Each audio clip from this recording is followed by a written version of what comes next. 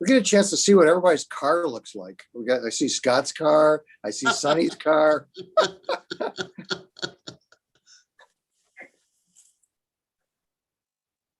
Meeting is now live streaming. You can start whenever you and Ashley are ready. Okay. Please call the meeting. We'll call the meeting to order. Please take the roll. On the roll, Mr. Strawn. Here. Ms. Baker. Here. Mr. Tuma. Here. Ms. Simon. Here. Ms. Stevens. Present. There's a quorum. Also like the record to reflect that Councilmember Miller is also in attendance. Great. Thank you. Welcome, Councilman Miller. Has there been anybody submit anything for public comment for today's meeting? No, Mr. Chair, no one submitted any public comment. Sounds great. The minutes have been distributed to everybody. Has everybody a chance to read the March 1st, 2021 minutes? And if so, entertain a motion to approve the minutes. So moved. So moved. We'll move in a second. We'll take Ms. Simons as the second. Any discussion regarding the minutes? Any additions or deletions? Hearing none. All in favor of the approval of the minutes, say aye. Aye. Aye. Any opposed? Hearing none opposed. The minutes have been approved. The next, the 004, please read it in the record. Resolution number 2021-0094, authorizing an economic development fund-based mixed-use loan in the amount not to exceed $5 million to H.H. Cleveland Huntington LP for the benefit of the Centennial Project located at 925 Euclid Avenue, Cleveland. Is there anyone here on behalf of this item?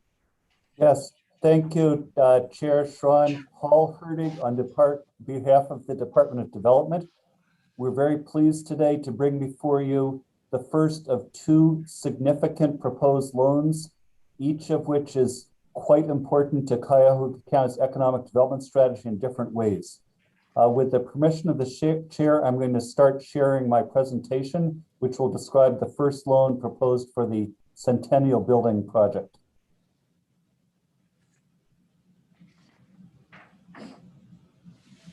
So, Mr. Chairman, members of the committee, we bring before you today a proposed $5 million loan to a holding company called H.H. Cleveland Huntington LP.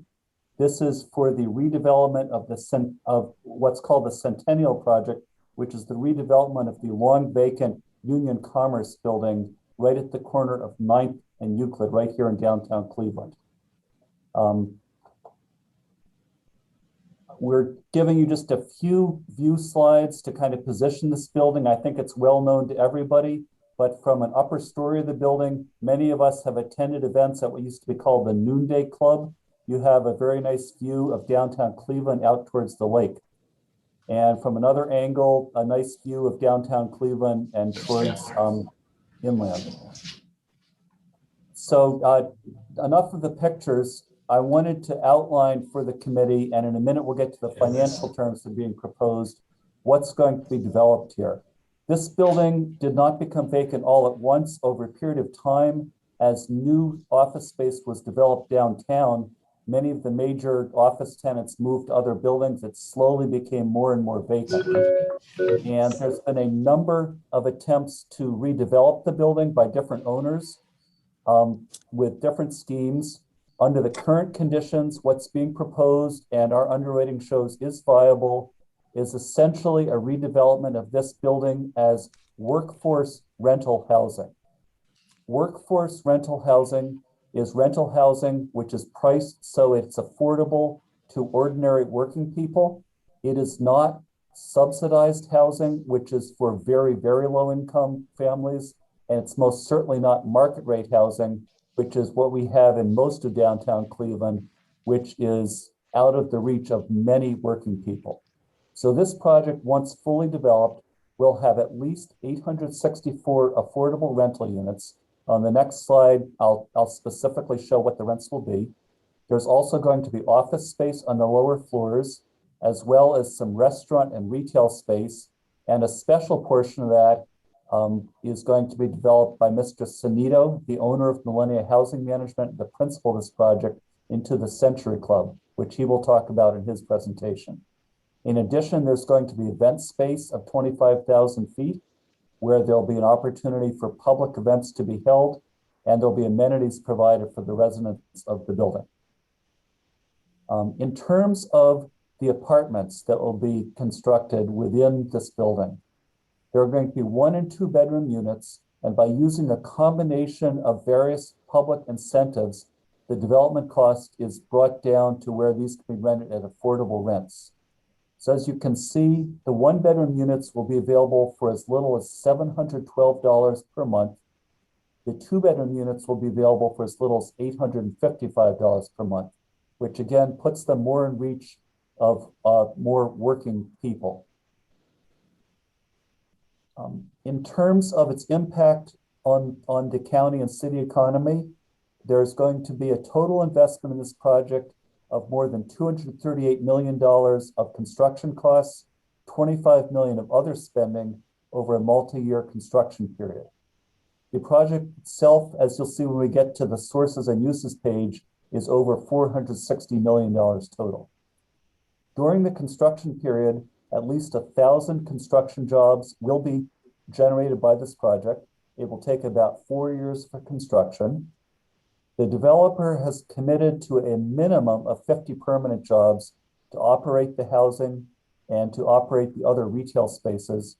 We expect, however, that as our downtown office economy recovers from COVID and the retail recovers, far more than that, we expect as many as 550 permanent jobs in the spaces that will be contained in this development. And this finally completes, in a sense, the transformation of Euclid Avenue from a space where there were many, many vacant buildings to a portion of the city where now Euclid Avenue will be fully redeveloped once again and everything put back into service. In terms of the project financing, what I'm showing you is a statement of sources and uses for the entire project. This is a $463 million project all told. It's very expensive. And the reason it's taken so long to be ready to proceed is the developer had to wait until multiple sources of public subsidy became available.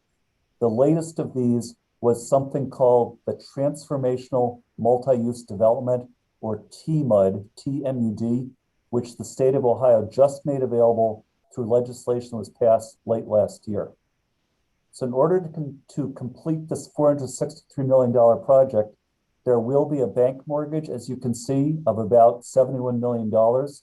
There will, however, be more than that in equity coming in from using various kinds of tax credits.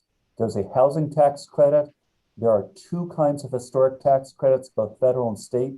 There's this new transformational credit that the state has authorized. In addition to that, to make this project work, both the city of Cleveland and Cuyahoga County are making loans. The city will loan $15 million, and our proposed loan is $5 million.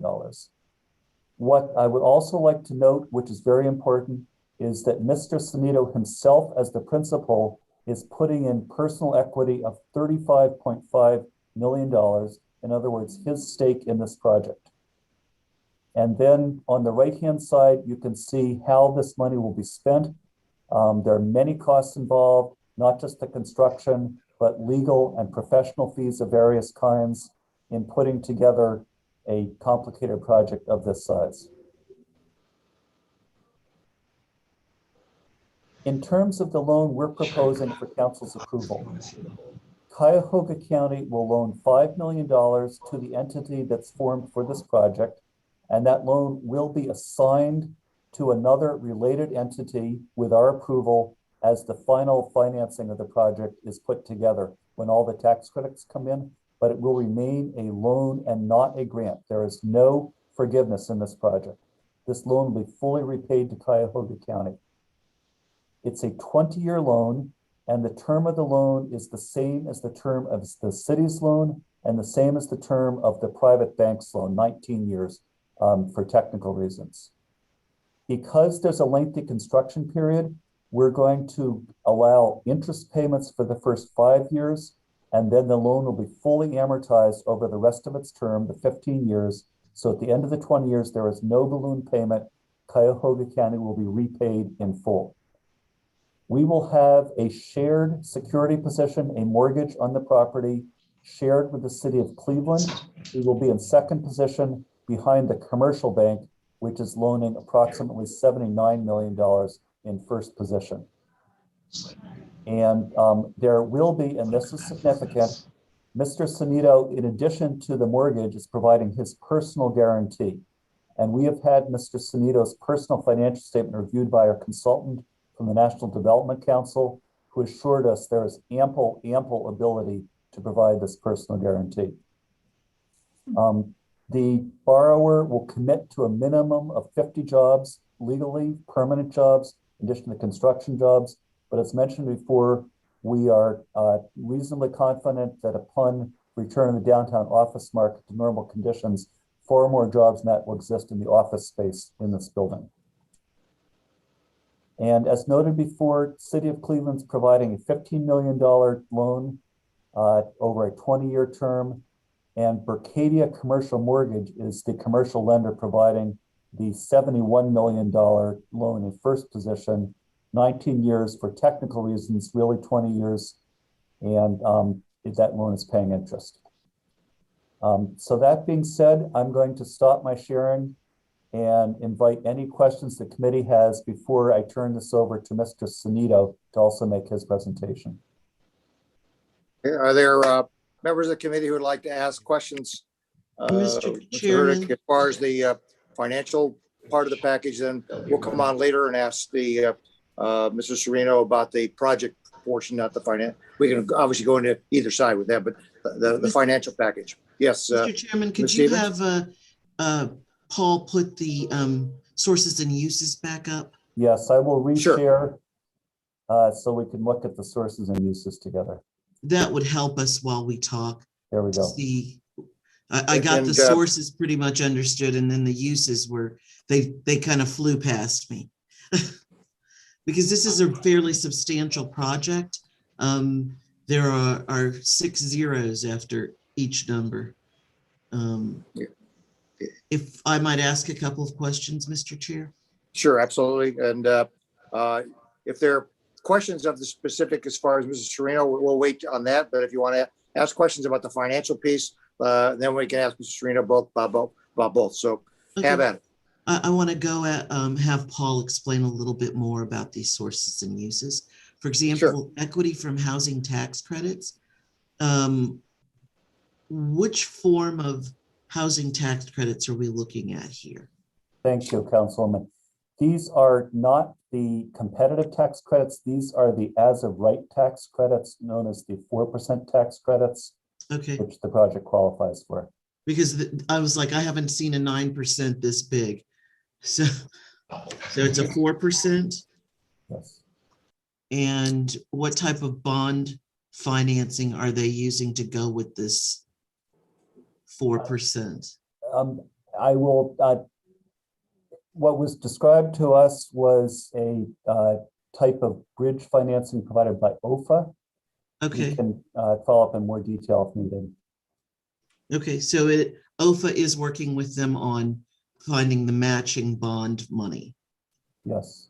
Okay, so who's going to do their construction financing? The project is structured in such a way that there won't need to be a separate large construction loan, that the timing of the project will be such that equity can be brought in so the project can be staged, which is why it has a lengthy construction period of 4 years. Okay. Are they going to use a bridge of some type? There is arrangements for OFA to bridge, and with the permission of council, I will. So I can defer, I can wait until later to let them explain that. Right. Let's go over a couple of the uses then. Is this a prevailing wage project? I'm going to ask the developer to speak to that for just a moment, if I may, Councilman, to make sure I get that answer correct. Sure, if they're available at a microphone, they can talk on that single point. Tom? I see Frank and Tom. I just can't Right. hear them. Can you hear us now? Yes. We hear you now. So, good afternoon. I am Tom McNona. I am the Senior Project Manager for this project. Next to me is Frank Sanito, the President and CEO of the Millennium Companies. We can answer all your questions now. We can move into our presentation, however you want us to proceed. Why don't we stay right with the financing issue that was asked by Ms. Stevens, as far as, is it a prevailing wage contract? It is prevailing wage. That is correct.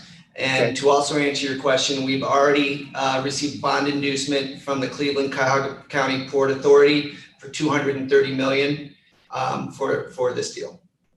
Okay. Excellent.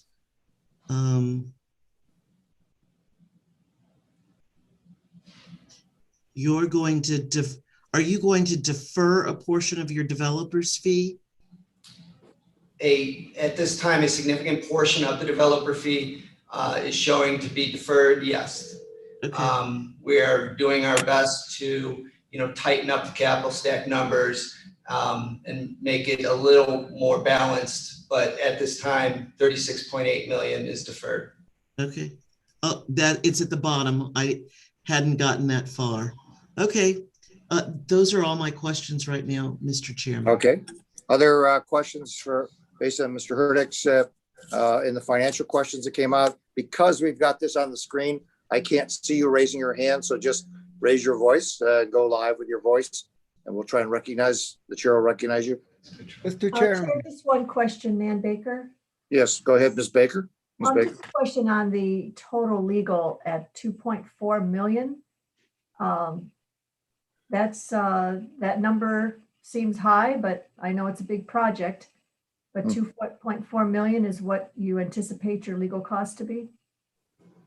Yes, ma'am. In fact, that might even be a very modest estimate, given the different tax credit programs that are being utilized, bringing in several different tax credit investors, which requires a very complicated operating agreement to be pulled together and generate, getting everyone on the same page. I mean, it's a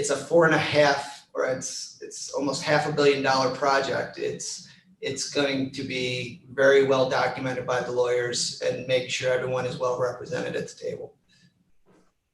Chair, if I may follow up. Sure. So given that estimate could be conservative, is there a contingency built into the project for things that perhaps may be unexpected? There is a soft cost contingency as well as a hard cost contingency for such situations. Can you tell me what percentage that is? The hard cost is, good afternoon, everybody. Frank Sanito, nice to see you all. And for those that I don't know, nice to meet you. The hard cost contingency is 10% of the construction. So the hard cost is 23 million. Correct. And the soft cost is typically between 2 and 5%, depending on the size of the project. All right, good. Thank you. I appreciate it. Mr. Miller, Yes, thank you I very heard your much. voice. Mr. Chairman. Yes, go ahead, Mr. Miller. Okay, thank you.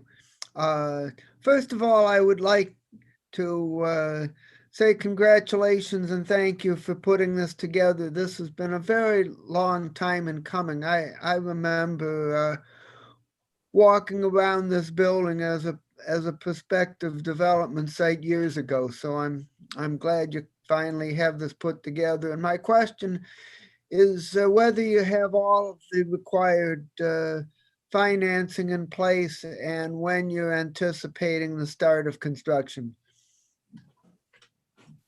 We have, in various forms of written approval, the financing in place.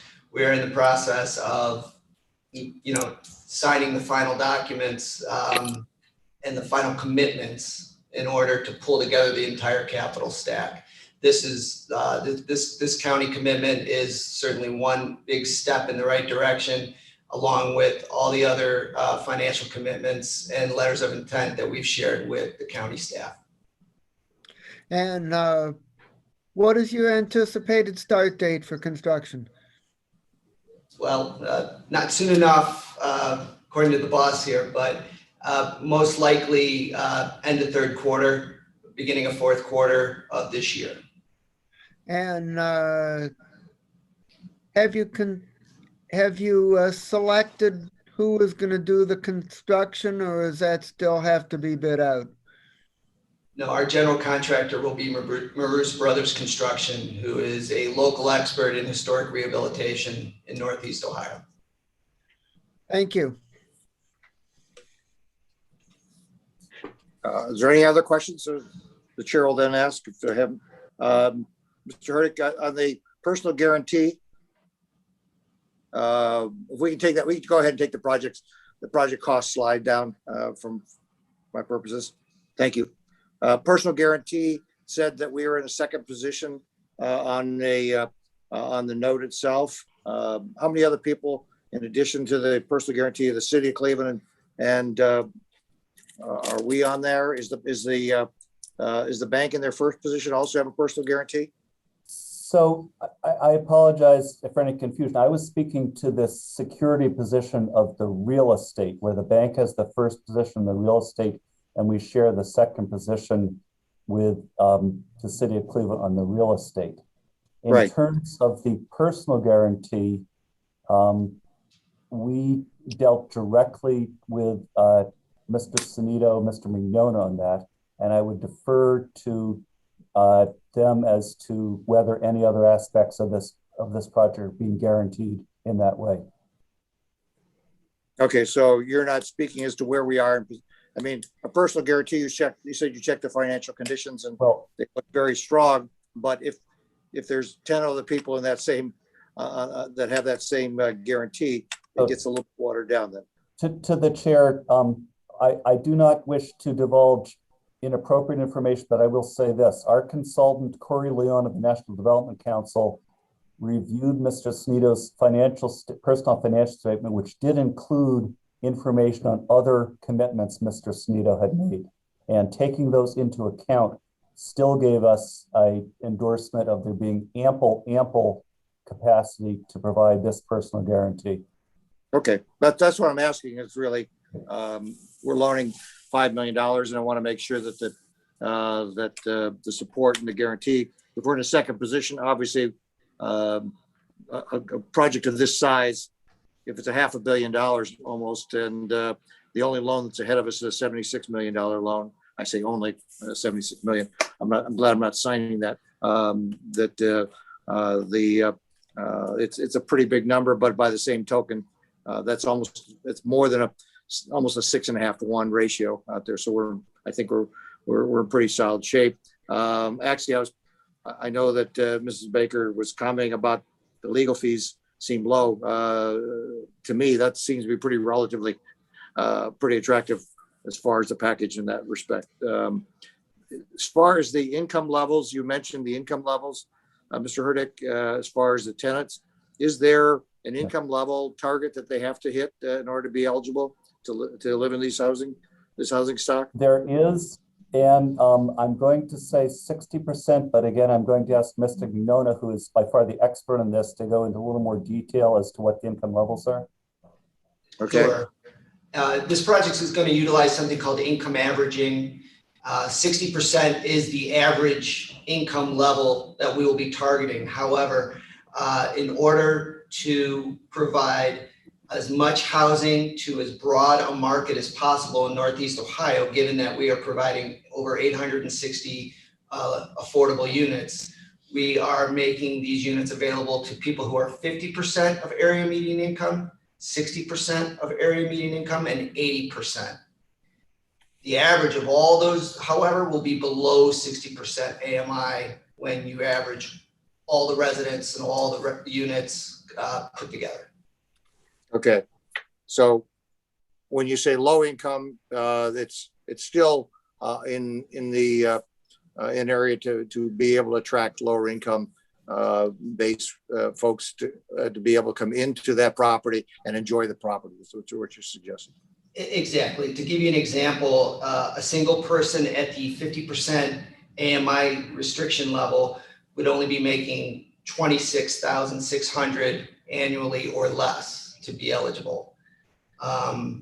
Conversely, a two-person family at 80% AMI would have an income of $48,640. Those are examples of, at 50% and 80%, the kind of households and the kind of income they would bring in to be eligible to live here. Okay, so we are, even though Mr. Hurdick was saying it was not being focused on low income, it sounds like we're opening the doors to a bigger population to be living downtown, which is great. Okay. Are there any other questions based on the chair's questions or anyone else's that's been asked as far as on the finance side? Just one for clarification, Chair. Sure. We are, of course, talking that these are rental units. No one can purchase. Is that right? That is correct. Now, that does not prohibit at some point you might go into, after you've depreciated the property, go into converting them into purchase items. Would that be possible 5 years or 7 years down the road? No, under the Ohio Housing Finance, the tax credit program, we're going to have a 30-year, Okay. Cheryl's shaking her head, she knows, Okay. a restriction to keep these rental housing, affordable rental housing. Okay. The minimum is 30. Thank you. Any follow on that, Mrs. Baker? No, that Okay. answers my question. Great. Could you then, now that we've gotten the numbers on the table, could you give us the vision of what this property is going to look like, how it's going to work, and the project itself? I'm not sure who the best person to speak on behalf of the project itself. Well, what we'd like to do is ask Bob Flato to put the PowerPoint up on the screen, and we can walk you through the slides. And myself and Mr. Sneed will just provide the commentary as we, flip through. Sounds great. Thank you. Okay, here we go. I'll start. Okay. I could use Century Blue, Exposition, retail. All right, I'm sorry, let me get the. We have a beautiful front of a building on our screen right now, so it's. That's right, I'm sorry, yeah, no, I had all your pictures up behind it, I didn't see it. So the Cleveland, the Centennial Building, which is the located at the corner of Euclid and East 9th, right, built in 1924. Reason for the name. Which is the reason for the name. It'll be celebrating its 100th birthday right about when we're wrapping up our redevelopment efforts, and therefore spawned the idea and the concept for the Centennial. It's an affordable housing with some office, some retail, and the Cleveland Exposition Center, which we'll go into detail in a little bit. This building has, at one point, was one of the largest office buildings in the country when it was built. It still touts to be the largest bank hall in the country, if not the world. And over the last decade has been slowly experiencing so much vacancy to where it is predominantly vacant now. There's out of 1.37 million square feet, 3,000 square foot user, and that's it. That's the current Huntington Bank branch that remains at the street level on 9th. Next slide. A little bit about the Millennium Companies. If you're not familiar with us, we are Cleveland-based, Cleveland born and bred. Our offices are in Key Tower, which is owned by Millennia. We are comprised of our own management company, our own development company for which I work, a commercial group, and a hospitality group. As part of the Millennia Companies, we own the downtown Cleveland Marriott, We also own several affordable and market rate apartments throughout Cuyahoga County. I believe at last count, we have 23 properties in Cuyahoga County, over 2,300 apartment units, and over 3 million square feet of commercial space in Cuyahoga County alone. And that's just, our Cleveland properties, our Cuyahoga County properties. We're in 26 states, over 30,000 apartments owned and or managed, over 60,000 residents across the country.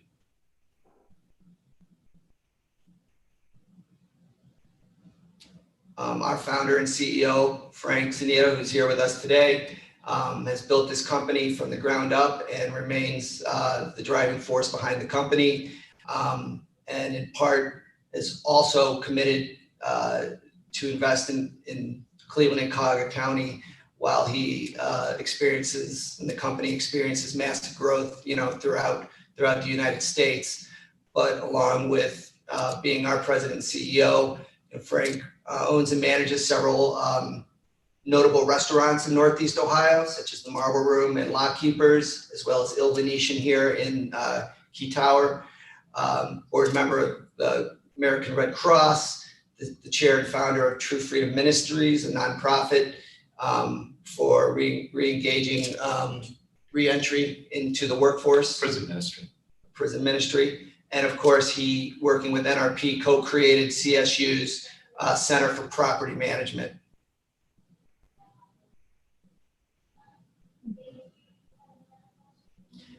To give you a little history of the building, this building was completed construction in 1924, 21 stories, about 1.4 million square feet.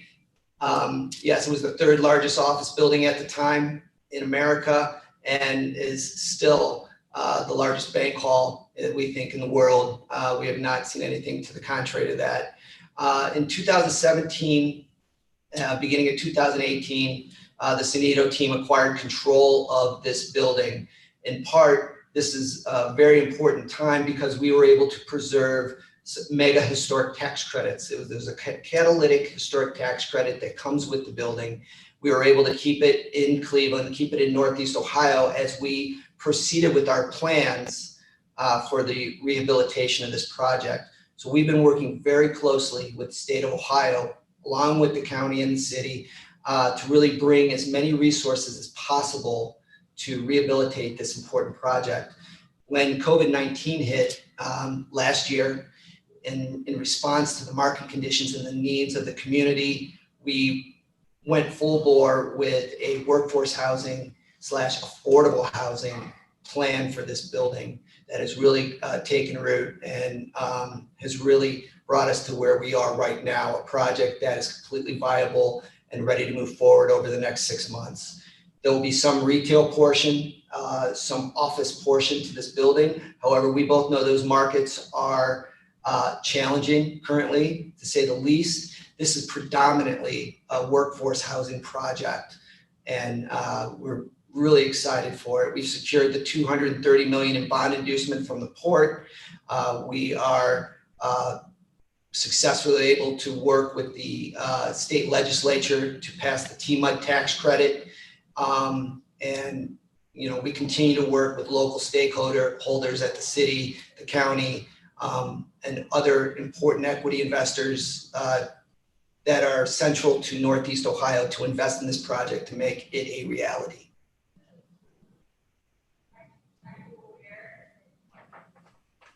Just to give you an idea of what the building looks like now, and if any of you want to get a tour, I'd be glad to walk you through it if you have a couple of hours. It's very dramatic, and it's also stark. We have a vacant building, 1.4 million square feet, of which there's only about 3,000 square feet of activity.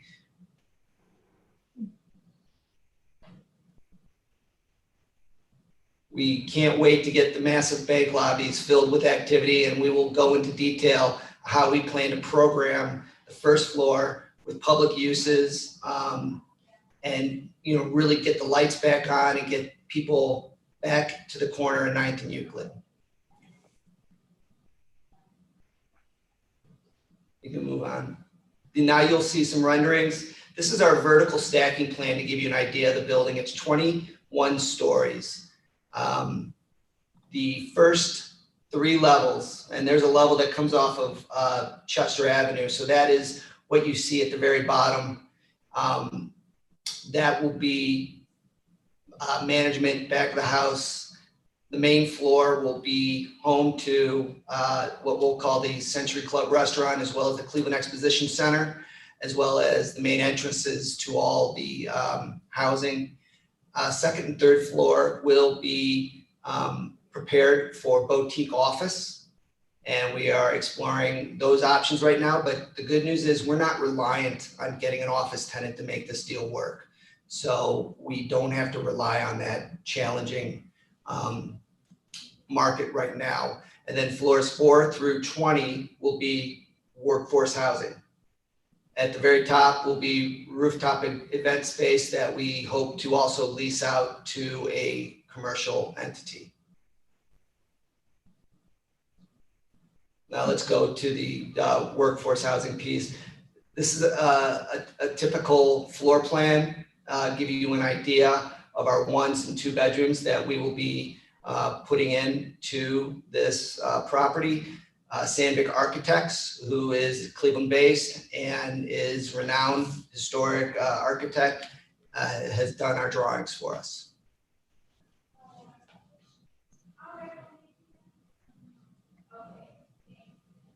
Again, here are some samples of what a typical 1-bedroom would look like. High-end finishes, you will find that it will look like a market rate apartment unit. We are not looking to provide anything other than the highest quality for our residents in these units. And then you'll see a 2-bedroom rendering as well.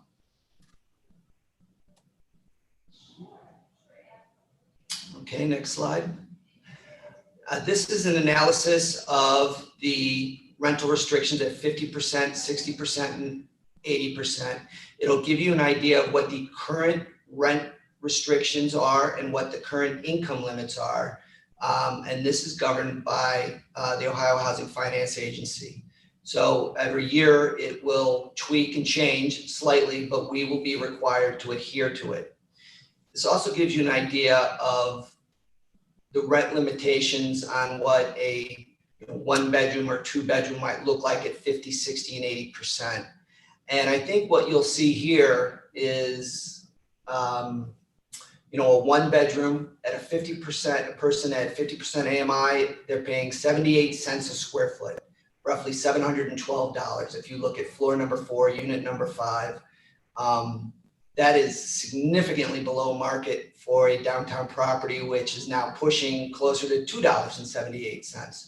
We are really ecstatic to be able to provide workforce affordable housing in the downtown market, because over the last 20 years, Cleveland has done such a wonderful job establishing a market rate housing community and bringing wealth and investment back to the core center city.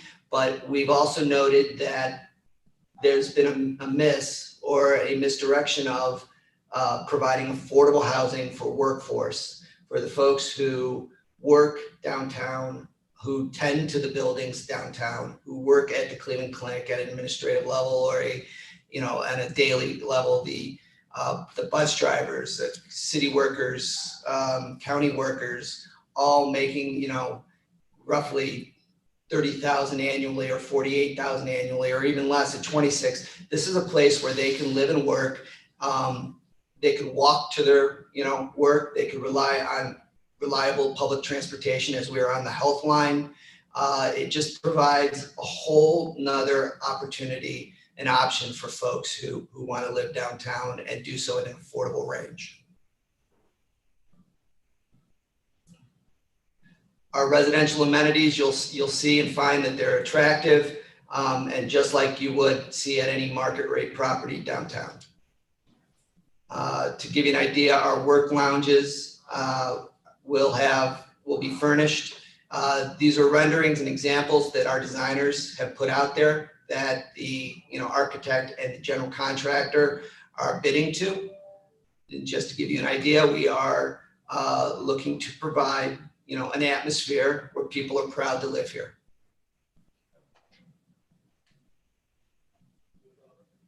We will also be, providing common areas as well as workout facilities.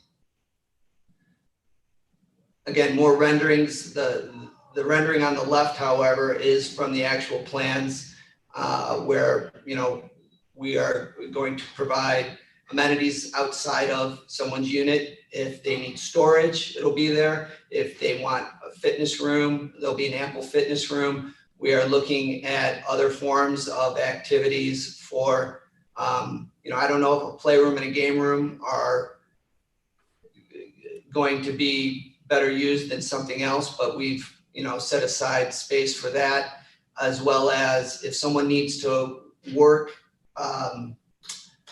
out of a more of an executive field, we'll have a workspace area for folks who, want to get out of their unit and possibly have a, a different place to set up their computers and work remotely.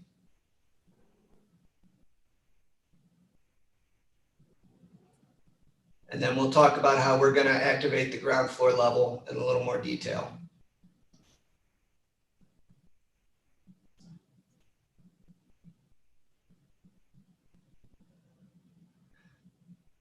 So the Rotunda entrance on your left is off of 9th Street near Chester, and it's the main entrance into the building.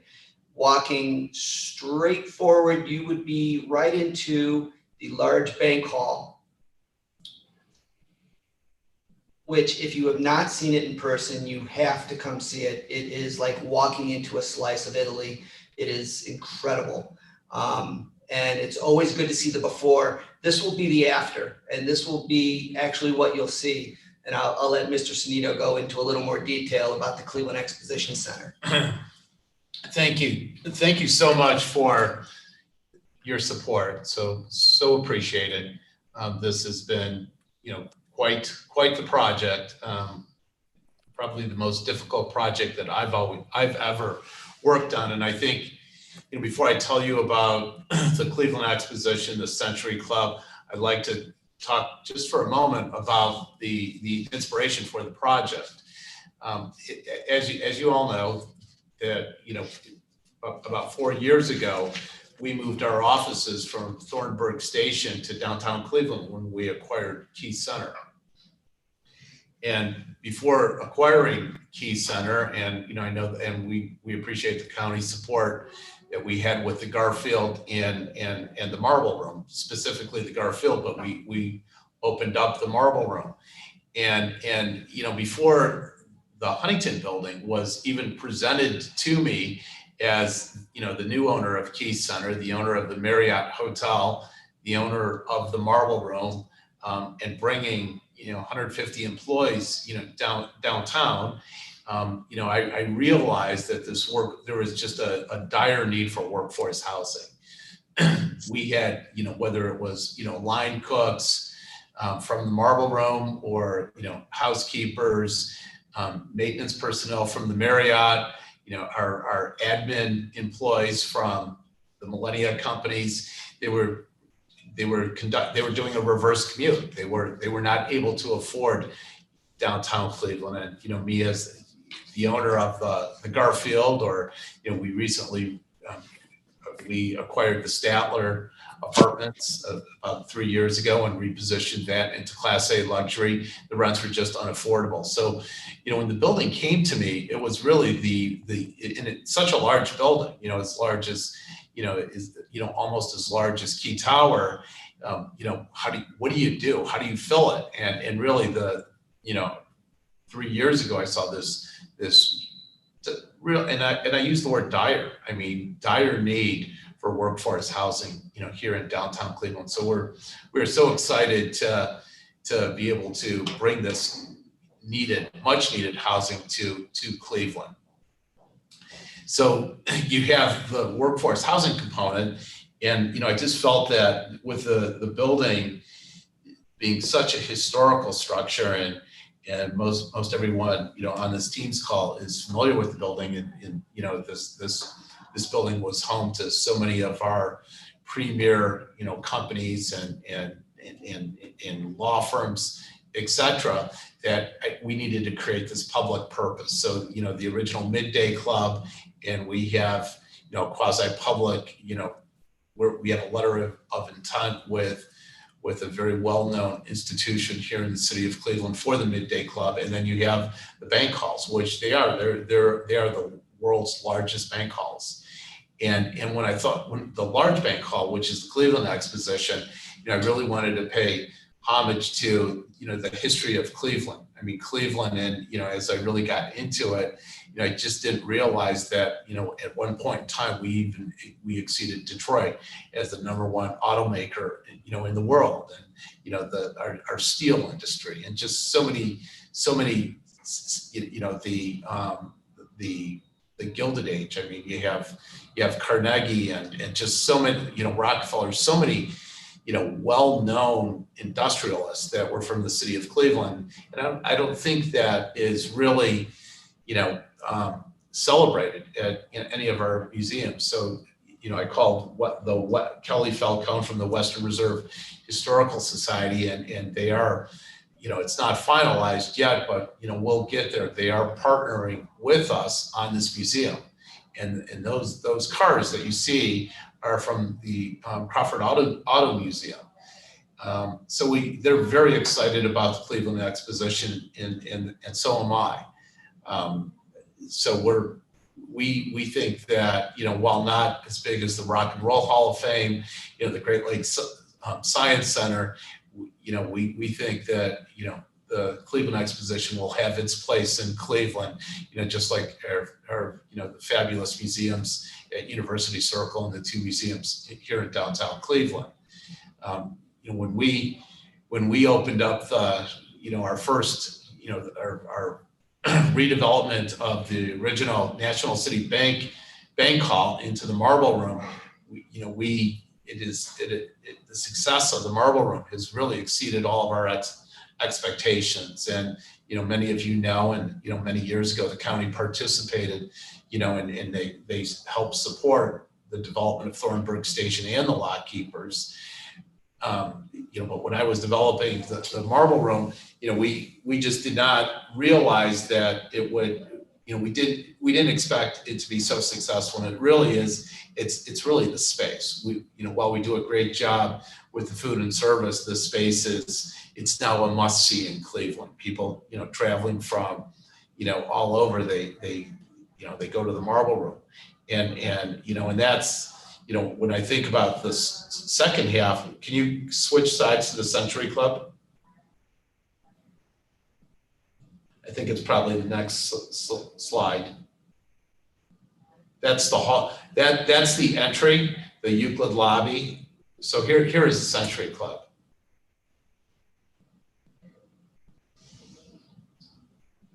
So, you know, we wanted to create, you know, how can we differentiate the Century Club from the Marble Room?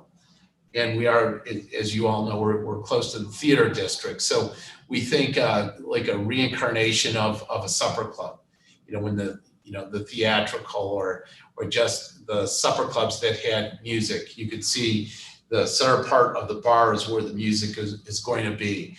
And we want to, with the Century Club, and we want to have a display in the Cleveland Exposition of institutional type restaurants. So we want to have, you know, it's going to be high-end fine dining, but we want to, you know, pay tribute to a Captain Frank's, pay tribute to a New York Spaghetti House, pay tribute to, you know, a Keg and Quarters. So we see within the Cleveland Exposition that there will be a display of all these landmark restaurants, and then, you know, there'll be you'll have a website, and you know, you can go to the website and see, you know, a dish that, you know, you may have had at Captain Frank's, or my parents may have had at Captain Frank's. So we're very excited about, you know, the Century Club and the Cleveland Exposition. it's kind of the public purpose on the top of the building in with the Midday Club and then the Century Club and the Cleveland Exposition. So, it's really as difficult as it's been, and as much money as I have invested in it, it's going to be a privilege and an honor to, just much like Key Tower, to own such a just magnificent, structure, the Centennial, and we are working hard to get it done, to get it completed for its 100th anniversary. And if we're just, again, fortunate to be in a city, like Cleveland, a county like County, where we have the support of the city, we have the support of the county, the governor's office, we, just tremendous support from the state, the T-MUD tax credit. I provided, testimony both to the House and the Senate of why this credit is needed. And if you read the language of the T-MUD credit, it's a transformational project. So there's not a project.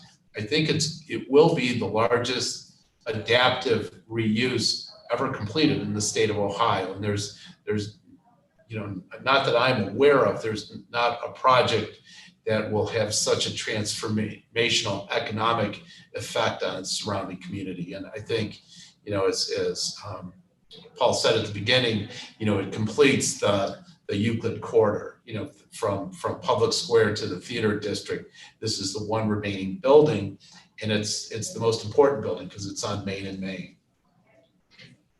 Thank you.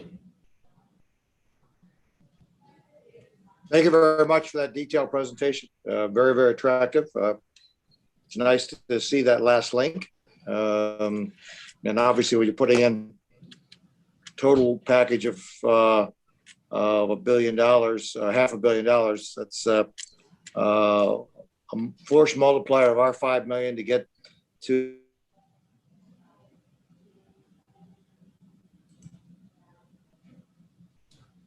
Are there any questions by any of the rest of the council? I have a question, Chair. Nan Baker. Sure. Mm-hmm. So I'm assuming that the rent includes the amenities. Yes, absolutely. Okay, no extra fee on top of that monthly. No. And you probably said it earlier, but how many 1-bedroom and how many 2-bedrooms? Let me get you that number.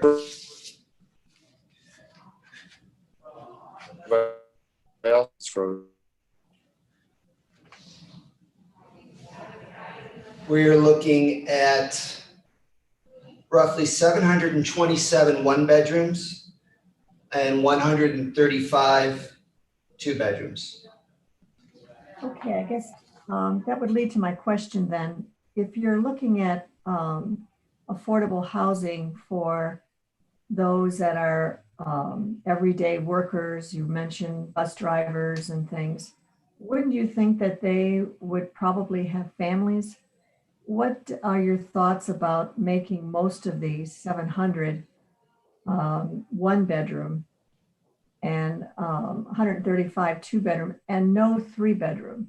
What were your thoughts about if you want to help those that are in that desire of wanting to perhaps move into affordable housing, that we didn't expand it? Sure, and just for the record, we show 2 3-bedroom units, but essentially the layout by the architect to maximize the floor plates on an adaptive reuse of an existing office building worked out most efficiently at this layout. We've also found from our experiences downtown that the 1-bedrooms are truly the most popular. So while we are trying to provide affordable housing and we will be providing 135 2-bedrooms, we have to make sure we provide a product that will lease up as well, because our capital stack, all the debt is reliant on filling these units with the right, with folks. We can't deal with a lot of vacancy. Otherwise, we'll have trouble making debt service. So, our market study as well as our architectural plans all lent themselves to this breakout between 1s and 2s. If I may, Chair. Sure, Continue. please. So who is your prospect then for 727 one bedrooms? Are you looking for that young person that's working downtown, that's married or maybe not married, may need an extra bedroom for an office? So are you looking for that temporary type person that may live there a few years until he needs more space? I can answer that. You know, we employ just here in, you know, in downtown Cleveland, about 600 employees. So, you know, the Marriott Hotel, for instance, it's our front desk managers, it's our housekeepers, it's our line cooks, it's our maintenance personnel. And, you know, here at the Millennium Companies, we have, you know, a lot of hourly employees that are, you know, accounts payables, aged receivables, support type personnel, administrators making $15 to $20 an hour. You know, at Marble Room, we have hostesses, we have line cooks, and that's just the Millennium Company. So there's just so many, you know, downtown. It's our downtown workforce that is really commuting to the inner ring suburbs because they can't afford to live downtown. And I have apartment communities, you know, in the inner ring suburbs, market rate properties where they'd like to live downtown so they could, you know, eliminate the cost of transportation. If I may, then those workers that you're talking about that work downtown and want to stay downtown, they typically don't need more than a one bedroom? Most of them are single. Or they're young couples, and people with young children who are school aged often target communities where, you know, there's a school system that, you know, that is the focus of their decision making. Most of the market rate property that's been developed in downtown Cleveland, the ratio is 80-20. 80% one bedrooms, 20% two bedrooms. I know, you know, I own the Statler, and we have about a 50-50 ratio, and we've had a more difficult time leasing our two bedrooms. Well, it's interesting. All right, thank you, Chair, for now. I appreciate it. Thank you. Any other questions in regard to the project itself? I'd like to follow up on the points that Councilwoman Baker brought up about the market study and their ability to achieve occupancy. Sure. The market study would have been a guiding factor in confirming what you could borrow as well as what you would design this for. So what kind of capacity did your market study say there was in the marketplace? That's a great question. It is over a period of you know, 3 to 4 years lease up. We originally looked at, you know, a phased in project where we would, you know, split the residential piece into 2 phases. We have since turned this into a single phase project. And I think that's truly important for y'all to know that we're getting the entire capital stack in at once and closing for a single project, which will allow us also to, you know, use different bins on floors, Cheryl, to get OFA comfortable with our placed in service over, you know, multiple bins, building identification numbers to allow us to lease up. We will start leasing up as soon as we can in order to meet investor expectations. And we expect over the course of, you know, 36 months to really be within, you know, our target lease up area. So every 12 months approximately, you're going to begin to lease 100, 150 units? Yeah, that's a level of detail I can share with you. Okay. But I don't have it in front of me at the moment. Okay, because that talks to how many more people we'll see downtown, which is a great thing. I do want to compliment you on bringing economic diversity to downtown Cleveland. That's incredibly important so that we don't have only wealthy people living downtown. We need that for the support of our businesses and the economic impact that will help our downtown business quarter be vibrant. So thank you very much for signing for all this debt personally, Frank. It's not all personally. There is some non-recourse debt. All of ours. All of ours. Today, my hat is just Cuyahoga County. I think Spoken like a true lender there, Cheryl. I think another important point, you know, as it relates to the workforce housing, and I think it's, we're just, thank God, coming out of COVID, and it was in the Plain Dealer yesterday.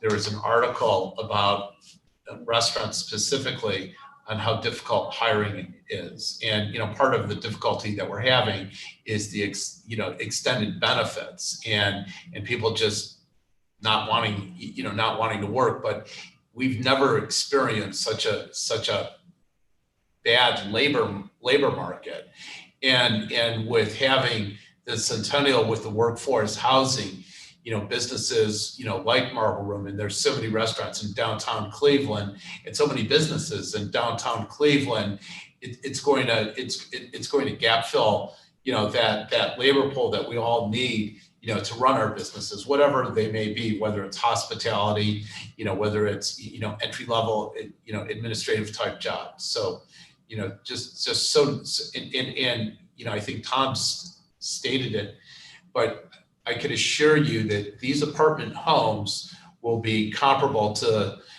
most of the, Class A market rate that's being developed in downtown Cleveland. One little question. I didn't look at the quasi pro forma long enough. Were your utilities built into that? Yeah. Yes. Because so the 713 included utilities for an apartment? That is correct. Okay. Because otherwise, especially in the winter here, those units might become unaffordable for some of our folks that are at 50% or a little below. And I think it's important for everybody to know too, while rents have come down because of COVID, amongst the Class A, we've reduced our rents at Garfield, we've reduced our rents at Statler, and most of the other projects that are in lease ups or projects just with vacancy are. As soon as the market rebounds, the majority of the owners are going to push their rents up again. And we can't do that here. The rents are always set. They're always at that 50, 60, and 80%, level. So, and it is for 30 years. Other questions? Mr. Chair? Sure, Mrs. Simon. Sure. I don't have a question. I just want to say thank you for investing in Cleveland and redeveloping. I really appreciate you just, sticking with the city and helping us to just rebrand ourselves and be a place where young people want to come and people want to come back downtown. So I just appreciate that and thank you. You're welcome. So. I think We're Clevelanders. We're vested as much as y'all are in this community. Well, it's exciting to see the diversity you're going to be building with this project, and interesting the way that the stack up between the retail and restaurants, and then the housing stock. It's going to be very exciting. So, are there any other questions before we move on? Chair, I had one question, Nan Baker. Sure. The Crawford Auto Museum you mentioned, are they leaving from their current place? No, not at all. Okay. Not at all. So We're not, we're in a lot of business, we're diversified, but we're not in the business of, owning and operating a museum. So, okay. the discussions are that they would be the operator of the museums, in addition to the Crawford Auto Museum, they have, a lot of, artifacts, if you will, and it's, they're contributing cars, but not all of their cars. Okay. They consider this another satellite museum piece like Hale Farm Village that they operate. Good. Thank you for the clarification. My assumption is, like a lot of museums, they only have about 15, 20% actually on display, and the rest of it is being stored. So they'd love to have it talking to the public in other ways. So that's a correct. great visual. There was some of us who had expectation that we might be able to do that with the orchestra on another location right across the street from you, but it didn't. Unfortunately, that didn't turn out that way. Not that I don't love Heinens. Please don't misunderstand me, Heinen brothers.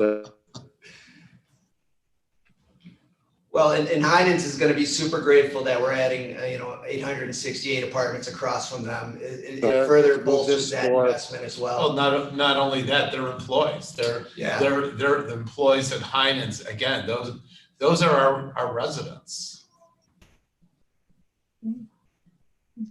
Mr. Chairman, I'm ready to make a motion. I like this deal. Yeah, is there any reason for anything other than the 3 readings on this? We would love to expedite, if possible, the second and third reading, if that is possible. Yes, the department supports the request. Mr. Chairman, You're saying you do want a second reading? Okay, the chair will amend it to say that we'll move this forward for hopefully a second reading approval. Is there a second? Was there a second? Cheryl, okay, it's been moved to second. Any other discussion in regards to this? Hearing none, all in favor, say aye. Aye.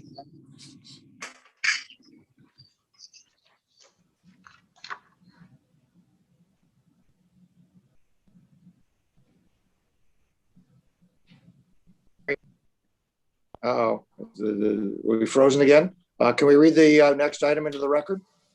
For resolution number 2021-0095, authorizing an economic development loan to Jumpstart Next Fund 2 LP in the amount not to exceed $5 million to be utilized exclusively for investments and loans for technologically based startup companies located within Cuyahoga County. And who's going to be speaking of this? I assume is Hurdick again? Mr. Chairman, Paul Hurdick again, Department of Development. In a moment, I will show some slides. I have to warn the committee, they're not as exciting to look at as the slides we just saw.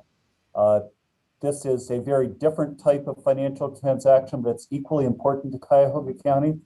Our first loan today referred to our place-based strategy for economic development, also our workforce housing strategy.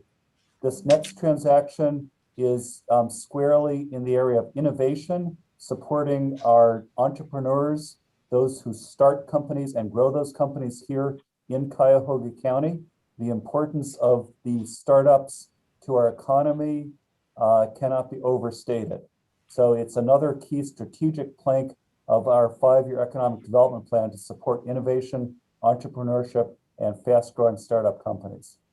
So the slides I'm going to show you are a little text heavy, but they kind of take us through an outline of what has been done up till now and what we're proposing to do next.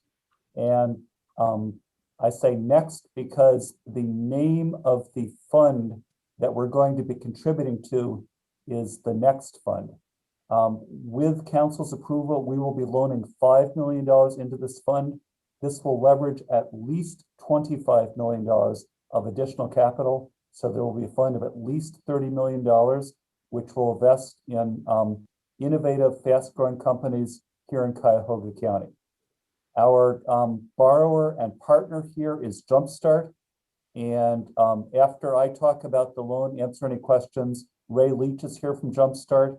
And that's important because they bring to this what you might refer to as the special sauce, the secret ingredient, which is the ability to discern which startup companies should be invested in. That is more of an art than a science. And as anyone who has invested any money knows, there's risk involved. There is risk involved here, not to the county, but to the fund. So it's important that folks who know what they're doing are managing that risk. And Jumpstart has shown a history of being able to make intelligent early stage investments. So here again is just our strategy stated in text that we seek to encourage growth of startup companies. Among other things, having a vibrant startup culture helps to attract and retain an educated, skilled, and motivated workforce. So we're looking for companies with excellent growth and wealth building prospects. So as I mentioned, we have some history here. We've been collaborating with Jumpstart for 10 years now on a variety of initiatives for early stage loans. And Jumpstart in turn is well connected at the state level with what was called and still is called the Third Frontier Initiative and the Entrepreneurial Services Program. So Jumpstart builds a connection to Third Frontier in much the same way that Team NEO brings us a connection to Jobs Ohio. And that's important because they have a reputation at the state level, which allows them to continue to attract substantial state funding. So there were two things that we invested in, we Cuyahoga County, in the last round. They're called Pre-Seed Capital Fund and Early Stage Loan Fund. And they relate to two different stages of a young growing company. So we, Cuyahoga County, loaned $2.5 million to Jumpstart for pre-seed and $2 million to Jumpstart for early stage. Total of $4.5 million that was loaned. This is, again, I'm giving you history here. At that time, Jumpstart brought in $12.5 million from other sources to put the funds together. And that brought in some additional investment. So the outcomes of these first round are in the pre-seed fund, there were 23 companies based here in Cuyahoga County which received funding from pre-seed. And some of these names may be familiar. Seven Signal, for example, grew quickly and we made some additional investments in them. They're located here in Cuyahoga County now. Some others may be a little bit familiar, some are not yet familiar because not everyone goes big. Here's a little bit of statistics about the companies in the pre-seed. Biomed and software was the focus at that time. But even at that time, and this was several years ago, Jumpstart was able to achieve 32% minority owned, 18% women owned. And we're now focusing more intentionally on that. Follow-on capital, that's a way you measure success of an early stage company, is how much other investment can they bring in, 138 million. That's not counting Jumpstart. And these companies alone have 308 people working and added 121 since our investment was put in. We've got numbers on their payroll and 91% of them are still in business and remain here. Then the second fund we invested in was early stage. And some of the names are duplicates because the pre-seed comes first, then the early stages, they grow further along. So these advance to the next stage. And again, we have biomedical and software here. Some follow-on statistics, the head count, which is pretty much the same head count, and their impact. And all of the ones that got the second stage, the early stage funding, are still doing business right here in the county. So what we now propose to do this again is to loan $5 million to Jumpstart, technically to the Jumpstart Next 2 fund. Jumpstart has just been awarded $10 million from the Ohio Third Frontier Fund. And in addition, as I noted, Jumpstart will be putting in another $15 million from other sources for a minimum fund size of $30 million. And we are now at the stage of council approval, and upon that approval, we'll negotiate the loan agreements in full. Loan amount is for 7 years, 2% interest. There will be a balloon payment at the end of the 7 years.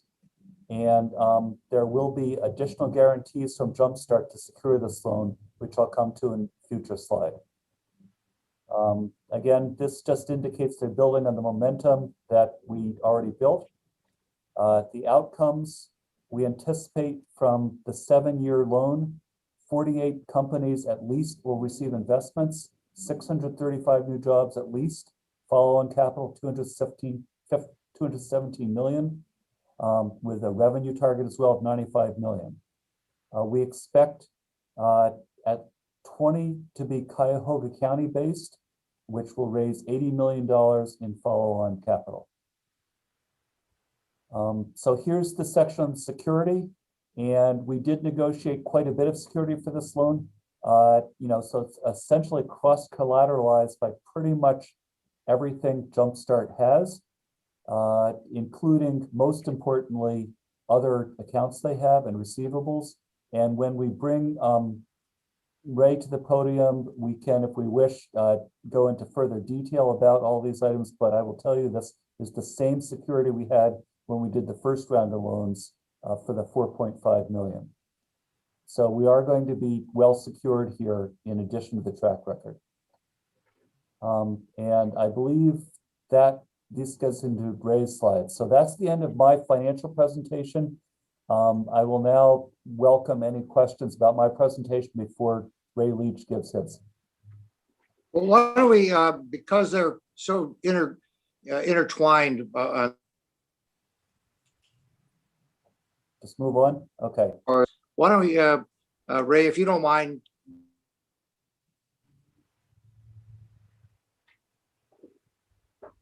pretty well joined to the hip. Yeah, let me make sure. he's I'm here. on. I'm here, Paul. Okay. Well, good afternoon, everyone. I really appreciate your time and your entertaining this ask. I'd also want to remind you, in case you, because Paul didn't mention that original loan of 4.5 million was repaid a handful of years ago. So this is not an expansion or an extension of that original loan. So this is a new loan of similar size, but we believe it can have an even greater impact on startup companies in Cuyahoga County. I just have 3 or 4 slides. So probably what's the most important on this slide, first to emphasize, is Jumpstart invests. We're typically the first check going into a startup company in Cuyahoga County. And in this context, Jumpstart has money different, separate, and unique from this fund that we're going to be investing out of for our earlier investments. So these investments will be made out of the next 2 funds, will be made in companies that are a little bit more substantial. Probably will have 5 to 15 employees, will have their first founding revenues and the first set of customers. But there'll be a different pot of money, which has much higher risk, that Jumpstart will be investing out of in partnership with the state previous to these investments. So these investments will have a little less risk than some of the others. We are also looking to make investments in companies that are probably likely to raise a total of $10 to $15 million in capital over the life of the business before the business transitions. And so it's really important when we're making investments out of this fund. Probably the average investment in a single company in this fund will be between 2 and 2.5 million. So this ends up being a pretty sizable investment in a young company. So it's really important that this fund actually ends up owning 10 to 15% of these businesses through our investing activity. Our goal is to return a 25% internal rate of return to the investors across, the partners and others in this group, or 3x total value to invested capital. So, if this fund is envisioned to invest in 15 to 20 companies, odds are that a couple, 2, 3, 4 of those companies will not be a big success financially. The middle third, or 40 to 50%, will be great companies that generate a lot of jobs and have a modest financial return, and 20 to 30% of the companies will be companies that employ dozens, if not hundreds of folks, and will have a very large return to Jumpstart and to our partners, very similar to all of our other funds. So again, the role of this fund is to invest in companies that are raising, typically the total round that they'll be raising when we invest will be between 4 and 8 million. And this fund would be approximately half of the dollars that are going into that company at that given point in time. One other point I want to emphasize is the majority of these investments will be in software businesses and in businesses related to healthcare information technology. The reason for that is, one, we have a tremendous amount of opportunities to invest in those segments.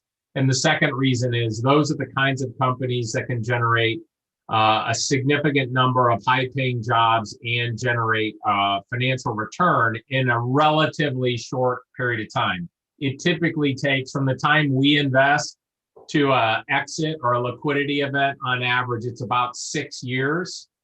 So some are a little bit shorter, some are longer. And that's one of the reasons why the 7-year loan also makes sense in terms of this investing activity.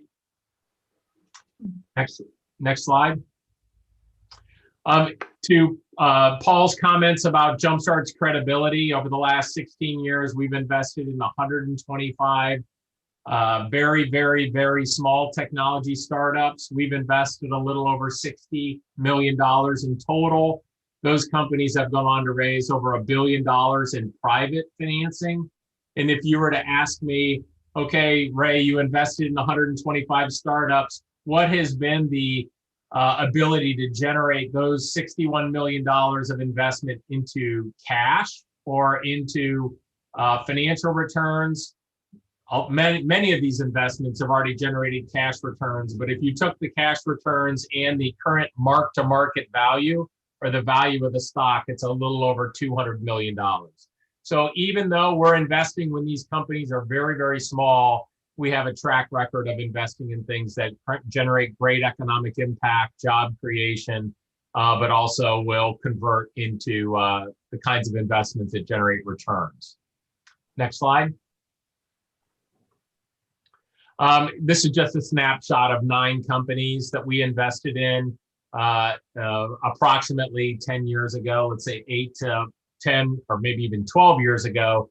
And there's many names on this slide you may recognize. All of them were Cuyahoga County companies when they were founded. And these are businesses, again, with just a handful of folks that we were able to invest in. Let me also emphasize, if we go to the next slide, another big advantage of investing in Jumpstart is that we have a staff of 35 professionals who are working very intensively with the companies that we are investing in. And our team is very diverse in terms of gender and racial background and industry background.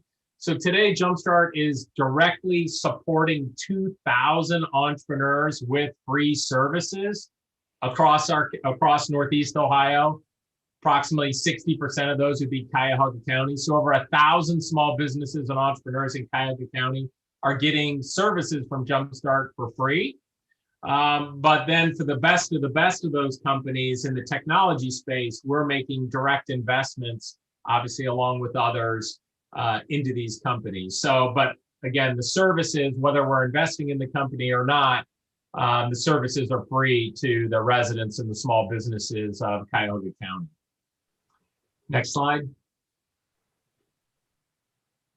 Or this, yeah, okay, so this is just a snapshot. Okay, in our earlier fund called the Next Fund 1, this is the Next Fund 2. This was only a $20 million fund. You can see the breakdown here of the industries that the fund invested in. Next slide. Here's the similar metric. So in that fund, it was a $20 million fund, of which 18 million we've invested to date. Those companies have raised 320 million of follow-on. They have about 50 million of annual run rate revenue, and we're projecting a total return of $80 million on the $18 million. Ultimately, there'll be $20 million invested. Next slide. And these last 4, I won't go to these last 4 slides, but these are all examples of companies, portfolio companies that the Jumpstart Next Fund 1 invested in. And these would be very similar to what we're envisioning in the next 2 fund. So these are typically, again, software businesses, some medical device or healthcare IT businesses. Now, we may have invested in them out of our earlier funds in maybe 20 to 30% of the cases. Other scenarios, a company calls us or we engage with a company that's further along. And this would be the next 2 fund would be the fund that we'd be investing out of if the company had just met us and now was trying to raise $3, $4, $5, or $6 million. And our fund that we're talking about today would entertain a first check into that company of 1 to 2 million, with the likelihood that we'd be investing another $500,000 to $1 million as the company continues to evolve in its process. I guess what my final comment would be, if you look over the U.S. economy over the last 2 decades, most of the net new jobs in the economy come from startup firms. So a little bit to Paul's comments earlier, and of course the project before this one that you discussed is incredibly impressive and looking to solve or working to solve a different issue and challenge in Cuyahoga County's economic development strategy. This fund is very, very much focused on the companies that we believe have the ability to create hundreds, if not thousands of jobs, high-paying jobs in Cuyahoga County over the next decade. So with that, I'd be happy to answer any questions. And again, I very much appreciate all the support the county has provided Jumpstart over the last 15 years. Questions from anybody on the committee? I have questions, Mr. Chairman. Go ahead, please. You're proposing to borrow $5 million from us. At what pace will that be drawn down? Will you draw down all $5 million at once and then disperse to the venture entities, or will you draw it down as needed? And what do you project that pace to be? On average, we'll draw it down 25% of the total annually. So this would be over a 4 to 5 year time period. Just the same as we're drawing down all other monies. One other thing to mention is Jumpstart itself is investing $10 million in this fund.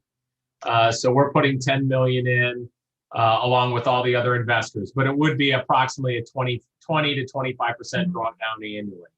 So this is next to, is that Correct. what this pool is called? And what's the aggregate amount that will be in next to? A minimum of 30 million. We're currently, that was the minimum commitment to the state. Odds are it could end up being closer to 40 million when we're done with the fund. We're anticipating doing a first close of the fund in late May or June, and the final close will be in the fall. Excellent, thank you. Couple of more questions, if I might, Mr. Chair. Please do. Do these companies have repayment requirements? I saw, as in one of the slides that passed by really quickly, I saw IRR, and then I didn't get the rest of the bullet. Well, there are no, this money is 100% at risk. So we are buying ownership in these companies in response for our equity investment. So there are no guarantees that Jumpstart will be repaid. There are guarantees that the county will be repaid. Okay, so that our repayment will be based on the interest rates we see, but you'll collect, your agreements have some basis on the internal rate of return that they might pay back to you? No, that the IRR target is based on the multiple that we will receive, that we anticipate receiving in cash when the company transitions. So Okay. there is very, very little, there is really no debt service.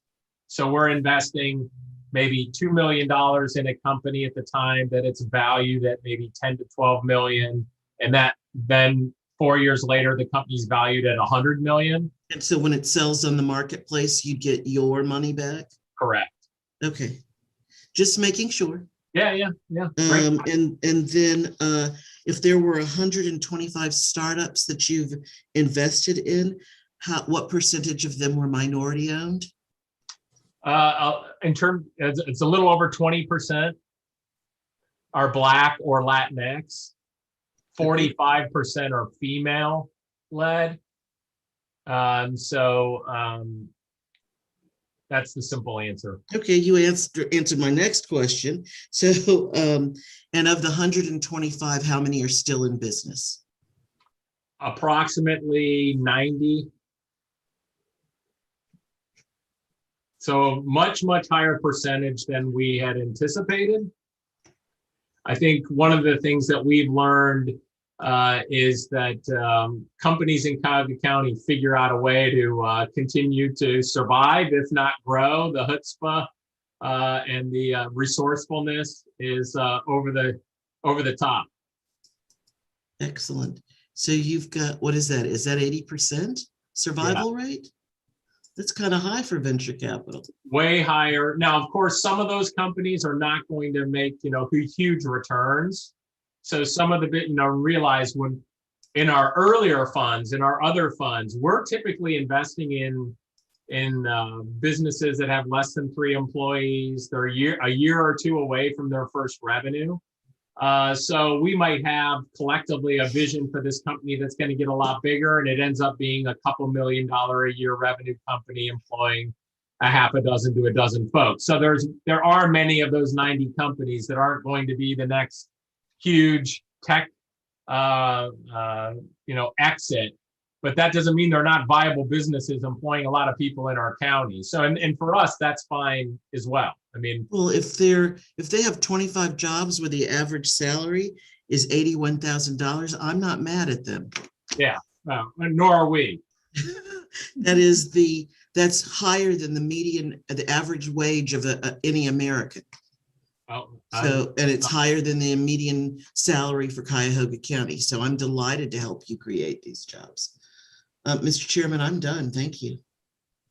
Thank you. Well, just for those who are new to the committee, one of the things that when you do have an event, now my understanding of this fund is not quite like the last round.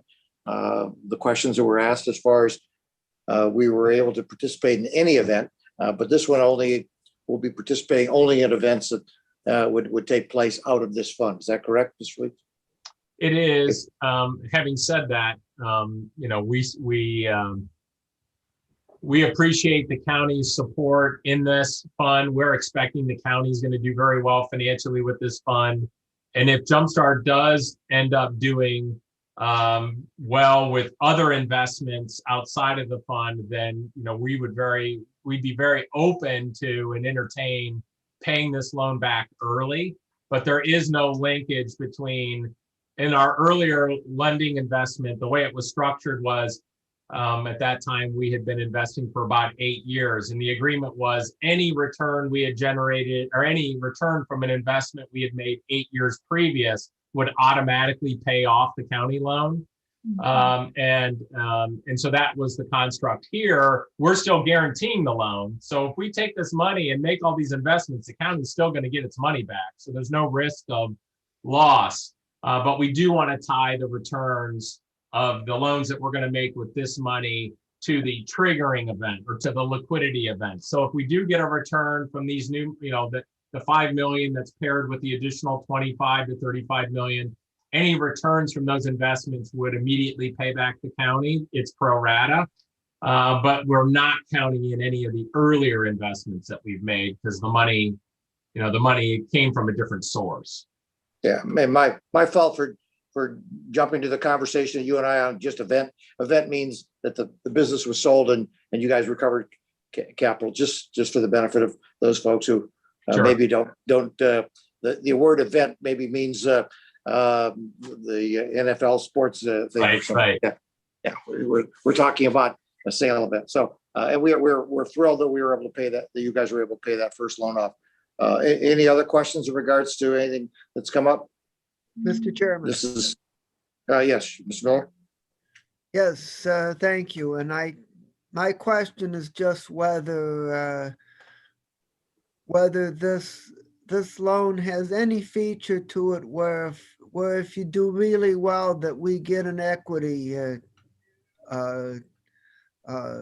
benefit or Yes. simply a loan repayment. No, the county does benefit from a kicker or an upside. So the way this loan is structured, that any return as a result of this capital that's above 2x return to us, the county would fully participate in its pro rata. So, if we generate the returns that we're anticipating generating from this investment, the county would get millions of additional dollars back on top of its principal over the course of the loan, or till we get through full liquidity. While we're going to pay the loan back in 7 years, we could have an exit that happens in year 8 or year 9, and the county fully participates in the upside. Okay, well, thanks very much. That's encouraging. And this is just another example of where it's good for the county to invest in with people who know a whole lot better than we do about some of this stuff. And so I just wish you the very best of success, that it's financially successful and creation of jobs successful as well. Thank Any you. other questions? Okay, it's pretty exciting to have one of a major project like we just had, and then this is about the future projects for entrepreneurs. So pretty exciting. Is there any need for speed on this from anything on this verdict, or is it going to go through the 3 readings? I think we can go with regular order. Okay, we'll take it All in right, regular order. Mr. Chairman, I'd like to move that this move through the regular order to County Council. Is there a second? I'll second Nan Baker. Been moved and second. Any discussion? All in favor, say aye. Aye. Any opposed? Congratulations, Mr. Leach. We're looking forward to your check in about another 4, 5, 6 years to repay this, just like you did last time. Thank Sounds you. great. Very much appreciated. Thank you. Thank you. We have one item left on the agenda. If it could be read into the record, I appreciate it, and appreciate your patience for anyone who's there waiting in the wings on this last item. Thank you. Resolution 2021-0096, authorizing the sale of healthcare facilities revenue bonds, Series 2021, Eliza Jennings Senior Care Network project, in an aggregate principal amount not to exceed $13 million. Can I see my good friend, Sarah Jessica Parker, Sarah Parker Jackson, out there ready to talk? Yes, sir. Good afternoon, Council Committee Member Sarah Parks Jackson with the Department of Development. Eliza Jennings Senior Care is requesting that the county issue bonds not to exceed $13 million. We've seen this project before. We did a refunding of this project in 2017. The current project will be a replacement, enlargement, and improvement of their existing assisted living programs, now in 2 locations of its main center building in Olmsted Township. The project will house 18 secure memory care units, which is an increase from the 9 current, and 30 units of traditional assisted living, up from the current 23 units. The issuance fee for this bond to the county will be $32,500. And I'm going to ask Mr. Eugene Colleen from Tucker Ellis if he would unmute and provide us with additional information. Good afternoon, Council. Thank you for having us. Thank you for having a consideration of this project. As Sarah said, this Eliza Jennings had bonds issued by the county on their behalf in 2017, which was largely a refunding of prior debt. And this is a assisted living construction project that is starting to get underway, given that we've got nicer weather coming. Sarah, I think, also gave the particulars. We've also got Kathy Shields and Rich Boyson from Eliza Jennings, who can answer questions and give a little more color on the project itself. The project is the construction project of the additional assisted living is attaching to an existing Eliza Jennings building in Olmsted Township. And the original bonds from 2017 were purchased directly by 2 banks. Those same 2 banks are purchasing the additional 2021 bonds. And those banks are Huntington National Bank and Northwest Bank.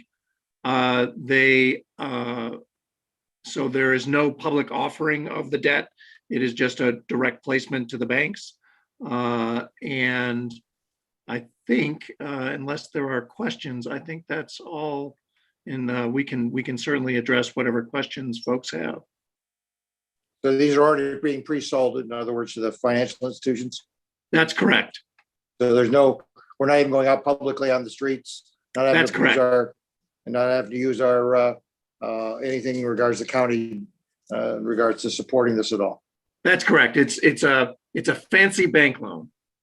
Yeah,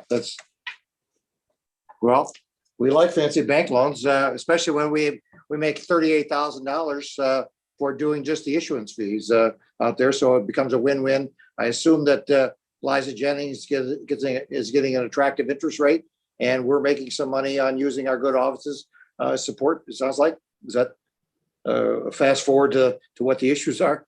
I believe that's correct. It's a conduit bond financing similar to other healthcare type financings that the county has participated in. And so no credit risk to the county. The county is not putting up its own credit. This is just a conduit financing where the obligor here, Eliza Jennings, and its related companies are the sole obligors to the direct placement banks. Well, I'm pleased to see that we're making some money on behalf of the taxpayers for our issuance, and I'm pleased to see that Eliza Jennings is getting a benefit. So that's what I had envisioned years ago, that we would be both benefiting out of it. So are there any questions from anybody on the committee in regards to this? Yes, of course, Mr. Chairman. You ought to be just happy as a clam on this thing. I've never seen I a am. happy Can't clam. you see me smiling? This is economic development. I love this stuff. Yeah. So a couple of simple questions. Is there additional equity being invested by the Eliza Jennings Senior Care? Gene, I can take that one if that's okay. Yes. Whose voice am I hearing? Yeah, good afternoon. This is Rich Boyce, and I'm the CEO here at Eliza Jennings. Welcome. Thank you. Thank you very much. We appreciate being here. So we're just coming off of what we were calling phase one, where we've added a number of amenities to the campus. We spent about $5 million adding a saltwater pool, 2 new fitness areas, a new gift shop, a new dining area, and a new private dining room. So we spent about $5 million on that total phase one. Phase two, which is also part of our master facility plan, which we're talking about today, the 13 million. We and the board, myself and the board and our leadership team, have determined to borrow essentially 100% of that 13 million. But we are just coming off opening about $5 million of an equity project that we did just with cash from operations. So in a 2 to 3 year period, you'll be investing 15 million in essence. That's exactly right. Yep. Okay. Will there be increased job creation? Yeah, it's relatively small. We have 23 units today. We are moving up to 48. So we'll be adding probably between 12 and 15 positions. As a network, we employ at our 3 locations and our home and community base, we employ about 500 employees today. Do you know what your average wage is? Right around $18 an hour. So about probably $36,000 to $38,000 an hour. That's from my position all the way down throughout the entire organization.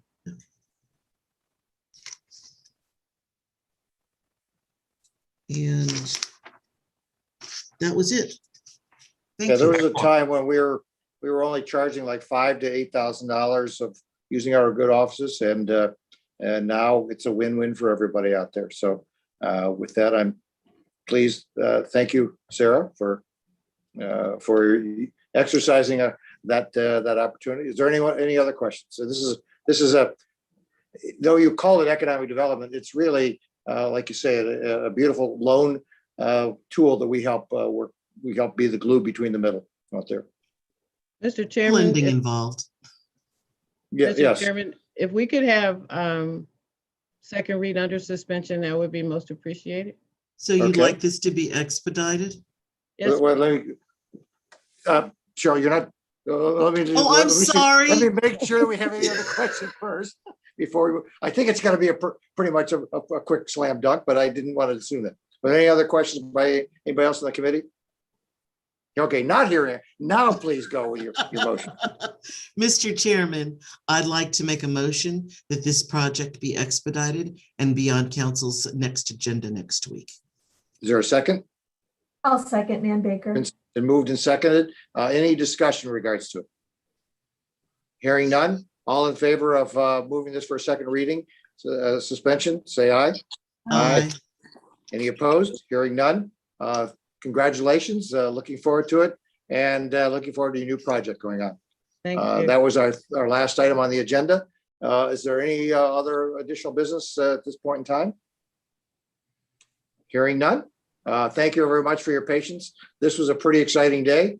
We loaned two chunks of $5 million and helped sign off on a bond. So it's a win-win for everybody out there. And let's see all those jobs coming back into Northeast Ohio and all those people living downtown.